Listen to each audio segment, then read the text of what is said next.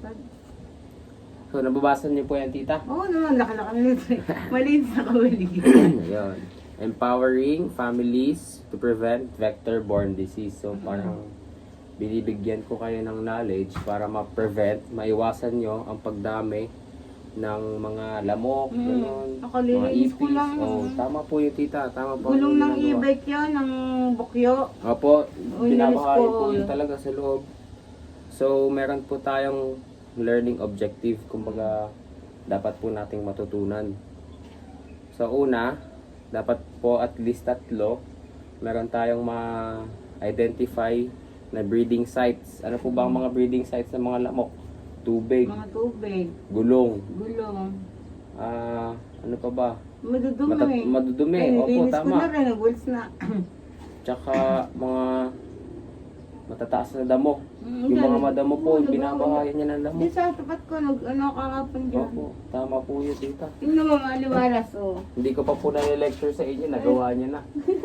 Advance. Advance si tita, magaling. Ano naman? So, ang pangalawa po, tita, i-explain po natin bakit mahalaga ang kalinisan sa bahay para ma-reduce, mabawasan ang mga vector-borne disease para hindi tayo magka-dengue. Ako, delikado yun. Tapos, ito po ang last is express willingness to clean surroundings daily to prevent vector breeding. So, kumbaga, willing naman po kayo, tita, na maglinis araw-araw Oo para po naman, mamukata mo, nasa ilalim ng mesa, nagpa-florax. Ayan. Hindi pala nakabili. Sige po, tatry po natin, tita, maka-provide ng floor wax. Hindi, para sa hindi, inyo. kaya ko. Kaya nyo. Sige, tita, sa sunod po. Mm. Pero yon, willing naman po kayo maglinis araw-araw. Oo naman. Opo, masipag talaga si tita. So, ito po, start po tayo. What are vector-borne disease? So, sabi po dito, it is caused by organisms such as mosquitoes, flies, rodents. So, ang example po ng rodents ay mga cockroaches, yung mga ipis. Kumbaga, nakakadami po siya ng pag may mga ipis po, mosquito, langaw, nakakadulot po yun ng mga sakit sa atin. So, dapat po natin siyang iwasan.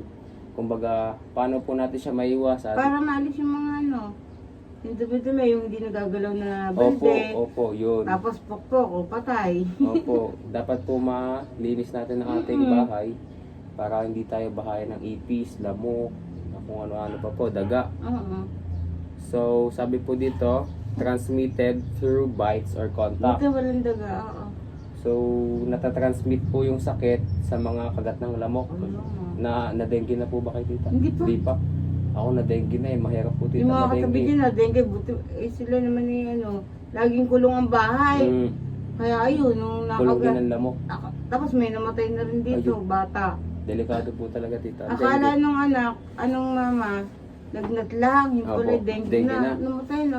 Nakakamatay Samantalang po pag talaga binaaway, yun. napunta dito, tumayin naaway ako, huwag mo kayo to, uwi ko na dito, pinuwi ko na. Opo. Yung pala, hindi basta lagnat yun, na dengue siya. No. Ano dyan, bunagin? Kawawa naman Bata dito. pa yun.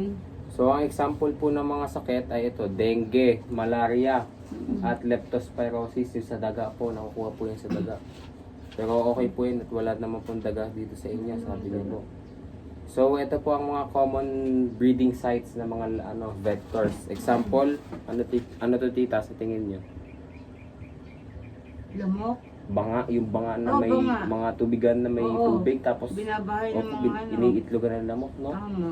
Ito, ano to, tita? Mga Basura. basura na hindi na Gaskan. itatapon na maayos. Napunta ng dagayan. Opo, nabubulukan. Ayun. Ito, tita, yung mga damo na hindi nalilinis. Nababahayan din yan ng lamok. Kaya nga yun, nililinis ko din. Opo, tama po Saka buti yun. may basurero.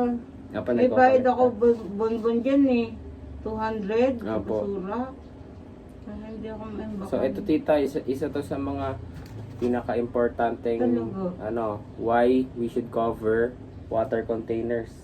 So, ano sa palagay niyo, tita? Bakit kailangan nating takpan ang mga Para hindi tubig-tubigan? mapugaran ng lamok. Ayun, tama-tama. Perfect Isa po pa ang kung hindi inyong rin na answer. kailangan. Opo. huwag na magtambak. Mhm. Pero pag gumawalan tubig ka, Ay, tambak kailangan na. po talaga Ibon yun. ako. Pero, Oo.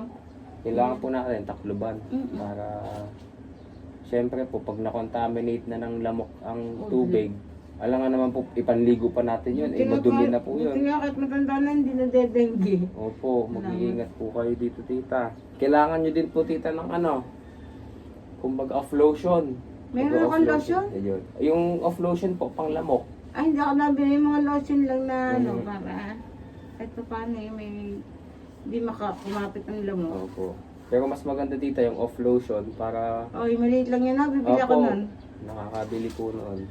Sabi po dito, uncovered containers equals mosquito breeding ground. So yung mga hindi natin natatakloban, kagaya po niyan, example lang naman O, dito. katulad nila, yung nakikita. Opo, yan, nandito, yun may kitikiti na siya. So kailangan natin siya idilig na sa halaman. Mamaya. So sabi dito, always keep containers covered and empty water holding items regularly. So sabi dito, ano ba yung mga water holding items? Yan, timba. Tulad yan. Timba, Ito nga, hindi gulong. pa na- oo nga. So yun yung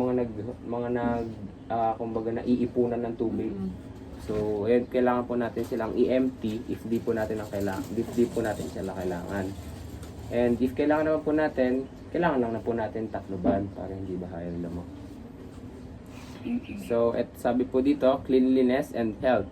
So, bakit po mahalaga ang cleanliness? Bakit po mahalaga ang Para hindi kalinisan? magkasakit. Tama po yun. Sabi dito, removes breeding sites. So, natatanggal natin yung mga Tabi-tabi, alis. Opo, oo. natatanggal natin yung mga pinagpupugaran ng lamok. So, nababawasan sila. Tapos ito, sabi nyo, para po hindi magkasakit. Tama po yun. Tapos, siyempre, kapag hindi po tayo nagkakasakit, edi hindi tayo nakakabisita sa ospital. Siyempre, kailangan namang bumisita tayo sa ospital, wala naman tayong sakit. So, isa po yun sa importanteng, kailangan natin dito matandaan. Ayun. So, sabi dito, Always my mind. prevention is better than cure. Alam niyo po ba yung tita, yung kasabihan na yan? Prevention is better than cure. Kumbaga, kung kaya naman po natin iwasan, edi mas maganda pong iwasan natin kesa yung magkasakit tayo, tapos bibili tayo gamot para gumaling. Siyempre, gastos po yun. Mas lalo tayo Minsan meron. nangyayari talaga yung ganyan. Opo. Walang pambili. Inom na lang ng mga sumbong. Opo, mga herbal remedies nainom po. ako Opo. niya. Kahapon naminom ako ng dahon ng guyabano. Guyabano po. Pang po, sa ubo. Para hindi masyado tumaas ang dugo. Maganda din. Opo, maganda din po. Naglaga ako kahapon yung tubig ko. Aba, healthy talaga to si Naman, tita. nilagyan ko. Dinagyan ko ng mga sambong. Ano to? Tubig yan, inom ko. Opo, may, kumbaga, Herbal. pinakuluan. Maganda po yun, tita. Magaling ako dyan eh. So, ito po ang, kahalagahan po ng paglilinis araw-araw. It keeps our home healthy. So, healthy po ang ating bahay. Tapos pangalawa, encourages children to value cleanliness. May apo na po ba kayo, tita? Nandun sa kabila, Nadalaw po sila dito. bihira. Bihira po. Yung pa Pero, nabigyan ng pambayad sa motor. opo. Sabi po dito, it encourages children to value cleanliness. So, pag nakita po ng ating mga apo na malinis po bahay ni Lola, ni tita, syempre, siguro po mas mapapalagi sila dito kasi mas may enjoy nila, makakasama Kasi nila nga kasi kayo. may lamok. Opo, delikado po sa bata. Sabi ko, may lamok eh. Mhm. Hindi pwede lagi dito. Ayun, hawak-hawak naman ng ina na Opo. So, ayun lang po. Kailangan lang po natin na mapanatili talaga na malinis at walang lamok sa ating tahanan. Kaya minsan may lamok dyan eh. Mhm. Gusto nga kita lagyan ng katol dyan eh. Okay lang, tita. Sasabi dito, a clean home is a safe home. So, ang malinis ng tahanan Safety ay ka. safe ka sa tahanan na malinis. Tama Pag naka-uniform ka parang bata ka. Pag naman Pag sombrero mature. Pag Hindi niyo ako makikilala nakamulog pag ka. nakasombrero, tita. So dito sabi, mayroon tayong activity daw. Short lang naman to, tita. Sabi dito, share a personal family history about illness caused by dirty surroundings. So, mag-share po kayo ng mga naging sakit nyo before na nagdulot galing sa mga, kunyari, madumi yung kapaligiran Hindi nyo, naman nagkasakit. yun. Hindi pa, wala pa kayo. Ang nakain ko lang yung lechon baboy. Nalula ako kaya naginom na ako ng ano nga. Yun na nirestahan ako ng Sartan, ng Dolphin. Opo. Saka sinirisin. Mhm. Yun lang. Ayun lang naman po. Dun, Yun lang. po Yun lang kayo ang naging nagkasakit. sakit kong ano. Mhm. Kaya, pero ngayon parang bihira na ako magiinom. Opo. Kasi baka ma-overdose eh. Yun Alam lang. ko po, maintenance din po yun eh. Kumbaga, Nagkakaedad. opo. Tsaka po sa kinakain natin. So, wala naman po kayong experience na nagkasakit kayo dahil madumi ang kapaligiran. Wala naman, hindi naman. Tapos kasi hindi naman kayo nagka-dengue. Hindi ako ma-dengue ba? Pag minamahal si patay talaga agad. Grabe. Delikado po. Sabi ko na kay Lord, hindi ako kahit pumihirap lang, basta malakas. Opo, malakas. Wala pong problema. Parang Kasi, sabi lang, nasipag mo, penga-penga naman. Minsan ko sa labalinis. dun po na pag napapagod, syempre. Tulad pag nagtitinda, ako din ang nag-ano. Mhm. Umumal din ng bilihin. Yun ang ibig ko sabihin, penga-penga daw muna. Mhm. So, since wala naman po kayo na experience, so okay lang po yun. So, proceed po tayo. So, meron dito ditang pledge of commitment. So, kumbaga, mangangako po kayo na araw-araw is, kung hindi naman po araw-araw, every other day, opo, basta sa loob po ng isang linggo, makakapaglinis po kayo ng inyong bahay para po mas malinis, mas maganda, Oo mas healthy. Tama naman, kailangan kalat. Mahirap. If gusto nyo tita, kaya ko po kayo tulungan maglinis. Hindi, okay naman. Or if nandito po yung inyong titang asawa, edi i-encourage nyo po siya na maglinis po kayo. Sabihin mo, Naglilinis naman siya, nag-aalaman yun. opo. So ayun po tita, kailangan po talaga natin So, Clean din, malinis. sabi po dito, I commit to keeping my home clean and preventing mosquitoes breeding every day. So, kaya niyo po ba yung tita magawa? Kumbaga, i-commit niyo po sa sarili niyo na maglilinis kayo every day. If hindi naman every day, every other day. Oo, kahit wala ka Opo, tama kahit po. lang hindi ka napunta dito. Opo. Kasi nga, dabi sa'yo maglinis-linis ka para hindi mo ka madengue. Opo. Yung iba, mayayaman, na nag-aircon. Kaya lang, laging sarado. Minsan may lamok doon. Nakakapasok. Akala ko kagat lang, yung pala dengue na. Buti na agapan. Dalagitan na yan dyan sa likod ko. Opo, dyan po nakadara. So, i-commit niyo po ba? Magko-commit po ba kayo? Kumbaga, ano bang other terms sa commit? Willing po ba kayo, tita? Na maglinis araw-araw? Aba, oo, bago matulog pa. Gusto ko, bago matulog. Para Malinis, parang maganda ang tulog. Oo.